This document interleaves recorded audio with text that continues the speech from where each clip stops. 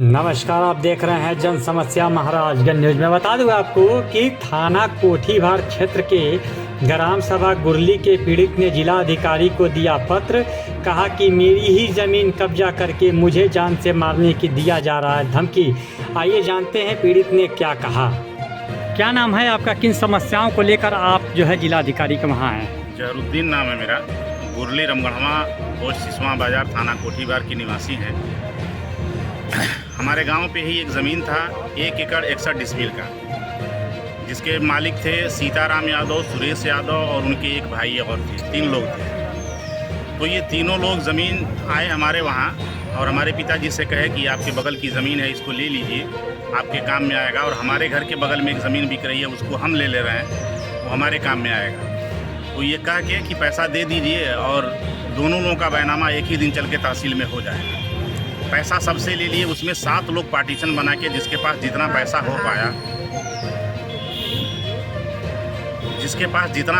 पाया उतना पैसा दे के और उसी हिसाब से ज़मीन का बंटवारा करके सब लोगों ने कब्ज़ा कर लिया।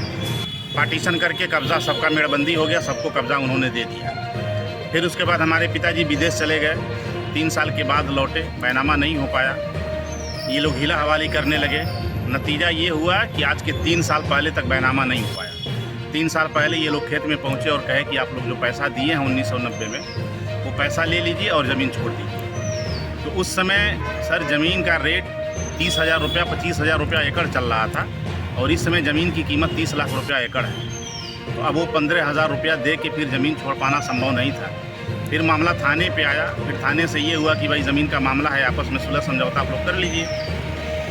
तो बैठ के ये तय हुआ, ये लोग आधा पैसा और मांग रहे थे कि कम से कम 15,000 रुपये एक डिसमिल के हिसाब से और पैसा दीजिए तब बैनामा होगा। फिर करते धरते बात 11,000 रुपये डिसमिल पे तय हुआ। सब लोग तैयार हो गए, सहमत हो गए, सबने पैसा दिया और सबने बैनामा करवाया। हमारे पिताजी भी, चूँकि मेरा ज़्यादा था, 50 डिसमिल था, हमारे पिताजी ने कहा कि ऐसा है कि हमको 10 दिन का टाइम चाहिए, पैसा इकट्ठा कर रहे हैं, उसके बाद चल के ले लिया जाएगा। जिस दिन बात हुआ उसके दूसरे ही दिन उसी नंबर में लाल मोहम्मद नाम के एक व्यक्ति हैं जिनका 10 डिसमिल था, धोखे से जाके पैसा कुछ बढ़ा के और मेरा वाला भी 50 डिसमिल ज़मीन और अपना 10 डिसमिल 60 डिसमिल करके उन्होंने अपने नाम से बैनामा कराया। हमको जब पता चला 20 दिन के बाद, तो हमने थाने में जाके तहसील में जाके आपत्ति किया SDM महोदय के वहाँ। फिर उसके बाद मामला न्यायालय में आया। मामला विचाराधीन है कोर्ट में।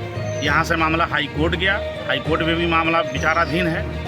अब बात यह है कि अभी तक मेरा कब्ज़ा चल रहा था। SDM साहब ने भी कहा कि भाई ठीक है, कोर्ट का मामला है, इसमें कुछ हम कर नहीं सकते। थाने पे लोग गए, थाने से भी एक दिन अचानक, आज के 3 तारीख की बात है, 3 तारीख को हम पिताजी जो है लेबर और ट्रैक्टर लेके खेत में गए और जाके रोपनी कराने लगे। तो अचानक ये लोग गोलबंदी करके 20 की संख्या में लाठी डंडा, जिसका वीडियो भी मेरे पास है, ज़रूरत पड़ने पे हम दिखा देंगे, लाठी डंडा फावड़ा लेके लोग खेत में गए 20 की संख्या में। हमारे पिताजी को मारे पीटे लोग भी, चोट भी आया उनको।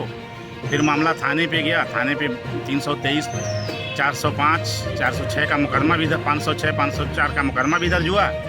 उसके बाद थाने से वापस कर दिए गए लोग कि मामला कोर्ट में चल रहा है, तो कैसे क्या कर सकते हैं। SDM साहब ने भी मना कर दिया। उसके बाद अब ये लोग बार बार अभी भी धमकी दे रहे हैं कि खेत में जाओगे तो हाथ पैर तोड़ देंगे, तुम लोगों को जान से मरवा देंगे।